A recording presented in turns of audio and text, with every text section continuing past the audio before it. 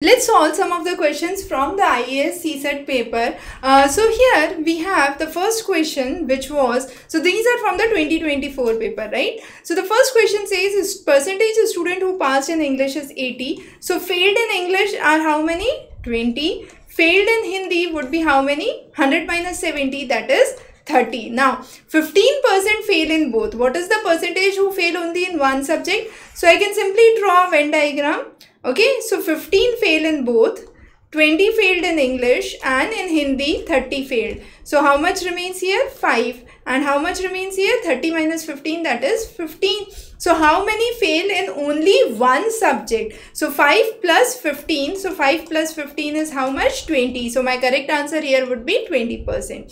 The next question says that when you are dividing 421 and 427 by the same number, they leave remainder 1. So I decrease 1 from both of them, so it becomes 420 and 426 as the numbers. Now how many numbers can be used as divisor in order to get the same remainder 1? Now here there are two ways. Either I can factorize each of those and find the common factor, so I'll get 1, 2, 3 and 6, or a simple way I can just take the difference of these numbers 6 and find the factors 1, 2, 3 and 6. Now of these 4 factors that I get, 1 would not be counted because divisor should be greater than the remainder. 1 is not greater than the remainder, so 1 won't be counted as per factor theorem. So we have only 2, 3 and 6 that remain. So 3 factors would be the correct answer in this question.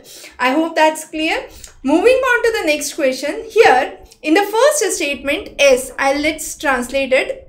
S means not less than. So 2x is not less than, so greater than or equal to 3y. And the second statement, T means equal to, so 3x is equal to 4z. And we have to prove that 9y, P means greater than. So we have to prove 9y is greater than 8z. Now I double this and triple this. So this becomes 3x is greater than or equal to 9y.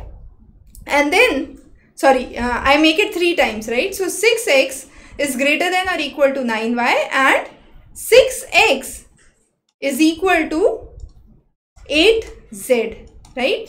Now in place of 6x, I put 8z here. So 8z should be greater than or equal to 9y. But here this statement shows the reverse. So this statement is incorrect. Let's move to the second statement. X q 2y. Q means less than. So x is less than 2y. Now y r z. R means not greater than. So y is less than or equal to z.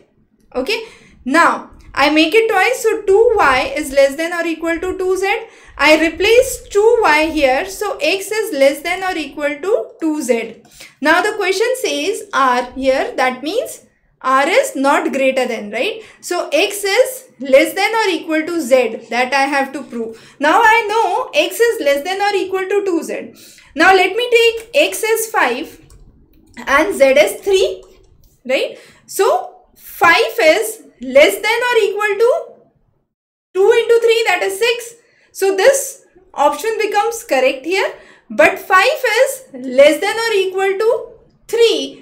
In this case, it does not come true. So it's coming true in this case, but it's not coming true in this case. That means with these two equations given, I cannot say this is correct. So again, 2 would be incorrect. So both the statements 1 and 2 would be incorrect in this case. I hope that makes it clear. Thanks for joining in, and we'll be covering many interesting topics ahead. Good luck.